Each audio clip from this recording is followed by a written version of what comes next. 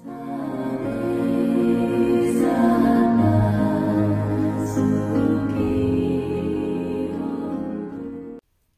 भीम, नमो बुद्धाय. बुद्ध धम्म शिकूयात बाबासाहेबांच्या दृष्टिकोनातून या उपक्रमातील आजच्या नव्या सत्रात पुनश्च आपल्या सर्वांचे मनपूर्वक स्वागत करते. बुद्ध धम्म आणि संघ या त्रिरत्नांच्या प्रभावाने आपण सर्व सजीव सुखी होऊयात ही मंगलकामना करते. मित्रमैत्रिणींनो, आपण बुद्ध आणि त्यांचा धम्म हा ग्रंथ आचार्य BC वानखेडे साहेबांकडून शिकून घेत आहोत. त्यांच्याकडून आपण सद्यस्थितीत खंड क्रमांक 7 मधील भाग क्रमांक 3 पाहून घेत आहोत, समजून घेत आहोत, ज्यामध्ये तथागतांची अंतिम यात्रा आपण समजून घेत आहोत. चला तर मग आजच्या सत्राला सुरुवात करूयात. त्याकरता साहेबांचे स्वागत करूयात आणि आजच्या प्रकरणाला समजून घेऊयात. साहेबांचे स्वागत करूयात.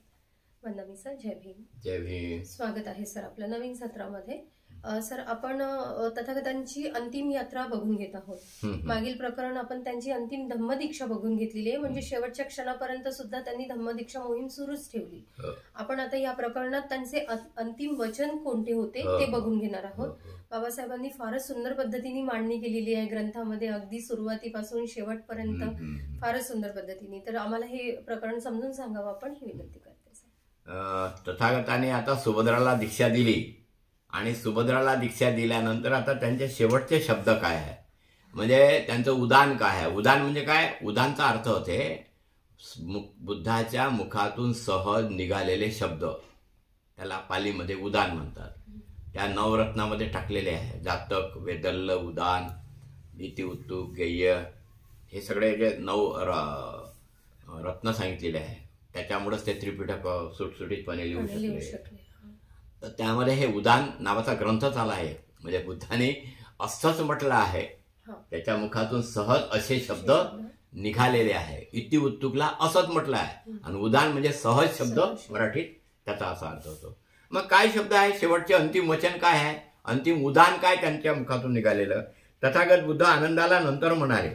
कोणाला? परिवर्जकाच्या सुभद्राला प्रवचन हे दिलं, दीक्षा दिली आणि मग त्याला घेऊन घे म्हटलं, घेऊन घेतलं संघामध्ये. आणि मग तथागत बुद्ध आनंदाला नंतर म्हणाले, आनंदा, कदाचित तू असे म्हणशील, गुरुची वाणी आता लोपली, म्हणजे लोप पावली. आता आम्हास कोणी गुरु उरला नाही. आता काही गुरु विरू आम्हाला आहे नाही. आता हे तथागतात संपला. आता काही तथागताची वाणी आता थांबली. पण आनंदा, तुला असे वाटते कामा नये.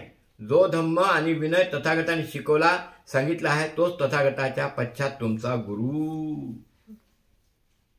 काय म्हणते? जो धम्म आणि विनय जो तथागताने तुम्हाला शिकवला, तो तथागताच्या नंतर तुमचा गुरु. महापरिनिब्बाण सूत्रात आलेला आहे दिगनिकायमध्ये. म्हणजे हे स्टेटमेंटच आलेलं आहे की धम्मच धम्माचा उत्तराधिकारी असं म्हटलेलं आहे. म्हणजे बुद्धाच्या नंतर जर तुमचा कोणी गुरु असेल तर तो धम्मच आहे. आणि म्हणून मी माझं स्टेटमेंट तयार केलेलं आहे. कोणतं? बाबासाहेब गेले आणि त्यांनी अनेक पुस्तकं लिहून ठेवले. जे पुस्तकामध्ये त्यांनी आपल्यासाठी जे तत्वज्ञान लिहून ठेवलं, तेच आता सध्या आपले बाबासाहेब, तेच आपले गुरु त्यांनी करून ठेवलेलं आहे. आणि हा ग्रंथ त्यांनीच लिहिलेला आहे. जरी बाबासाहेब नाही आता आपल्याजवळ, तर माझ्यानंतर तुमचा गुरु कोण? तर धम्म. आणि म्हणून हे पण या ग्रंथानुसार आपल्याला लागू पडते. आणि आनंदा, भिक्खू परस्पराशी बोलताना मित्रभावनेने समानतेने एकमेकांशी हल्ली संबोधतात. म्हणजे मित्रभावनेने मित्रासारखे एकमेकांना संबोधतात. पण पुढे ही प्रथा बंद झाली पाहिजे. ज्येष्ठ जेव्हा कनिष्ठाला संबोधले तेव्हा त्याच्या नावाने, गोत्र नावाने किंवा मित्र म्हणून, आऊसो म्हणजे आयुष्यमान म्हणून त्याला संबोधावे. व कनिष्ठ जेव्हा ज्येष्ठाला संबोधतो तेव्हा त्याने त्याला आदरणीय किंवा भंते असे संबोधावे.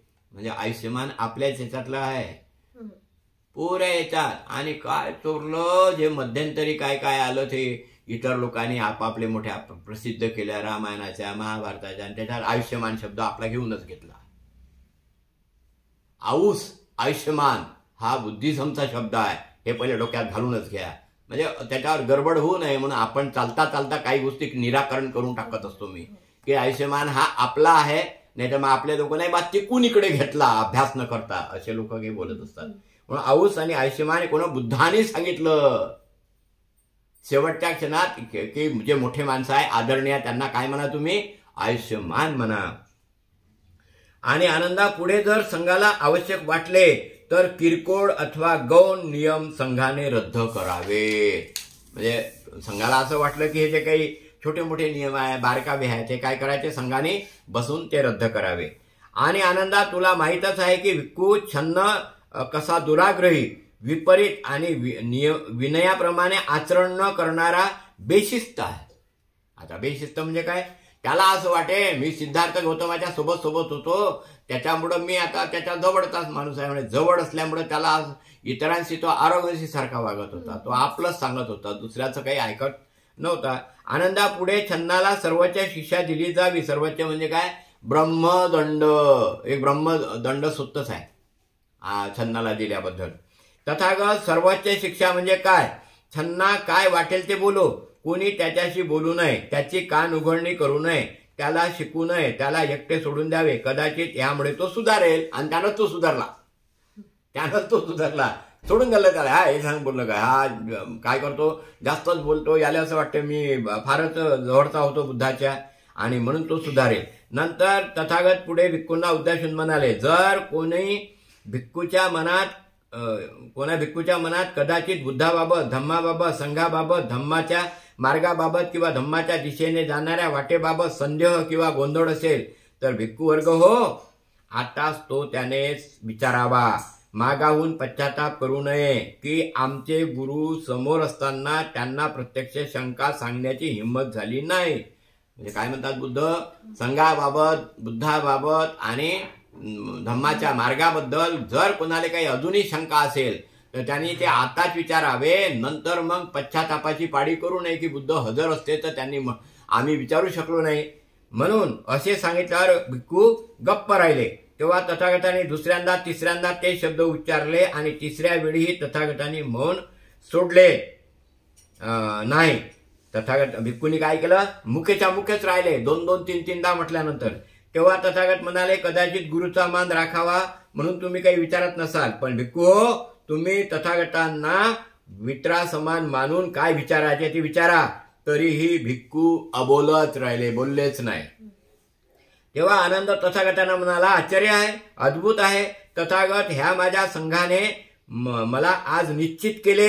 ह्या भिक्खूपैकी एकाच्याही मनात बुद्धाबाबत, धम्माबाबत, संघाबाबत, मार्गाबाबत किंवा मार्गाच्या दिशेने जाणाऱ्या वाटेबाबत यत्किंचितही संदेह नाही. बुद्धाने विचारलं तर एवढे जे भिक्षू होते, एकाच्याही मनात कोणताही संदेह नाही. आनंदा, तू हे विश्वासाने बोलतोस, पण तथागतांना ही जाणीव आहे की एकाही भिक्खूच्या मनात कसलाही संदेह किंवा गोंधळ नाही. ह्या तथागताच्या 500 भिक्खूतला सर्वात कमी प्रगत निदान श्रोतापन्न तरी खास असेलच. जेवढे काही लोक होते तर बुद्ध असे म्हणतात, जेव्हा पाहिलंय सगळ्यांकडे, तर निदान कमीत कमी शेवटचा भिक्षू तरी श्रोतापन्न तो असेलच. त्याला अधोगतीपासून सुटण्याची खात्री आहे, त्याला संबोधी प्राप्त करून घेण्याची खात्री आहे. तेव्हा भिक्खूंना उद्देशून तथागत म्हणाले, भिक्खू, तथागत तुम्हाला पुन्हा स्मरण करून देतात की सर्व संस्कारित अस्तित्वे नाशवंत आहेत. संस्कार अनित्य आहेत. आपला मार्ग अप्रमादपूर्वक, जागृतपूर्वक आक्रमण करा. अप्रमादपूर्वक आपल्या लक्ष्याच्या प्राप्तीकरिता प्रयत्नशील रहा. तथागताचे हेच अखेरचे शब्द होते, वचन होते, उदान होते. काय म्हटलं, सर्व संस्कार अनित्य आहे. आपला प्रयत्न आपण सतत निर्वाणाच्या मार्गाकरता अप्रमादपूर्वक प्रयत्न करा. प्रमाद म्हणजे काय, रत होणे. अप्रमाद म्हणजे काय, त्याच्यातून बाहेर पडणे. म्हणून अप्रमादपूर्वक तुमचे प्रयत्न निर्वाण मार्गाकडे असू द्या, असंच तथागतांनी अंतिम वचन दिलं. कोणाला, पुऱ्या भिक्खू संघाला. तेव्हा मला असं वाटतं हे प्रकरण अंतिम वचनाचं आपण इथं थांबूया. साधू साधू साधू. धन्यवाद सर. फार सुंदर पद्धतीने सरांनी समजून सांगितलेलं आहे. पुढील प्रकरणात पुढील सत्रात भेटूयात आपण. सर्वांचे मंगल व कल्याण. सर्वांना जय भीम. जय भीम. जय भीम.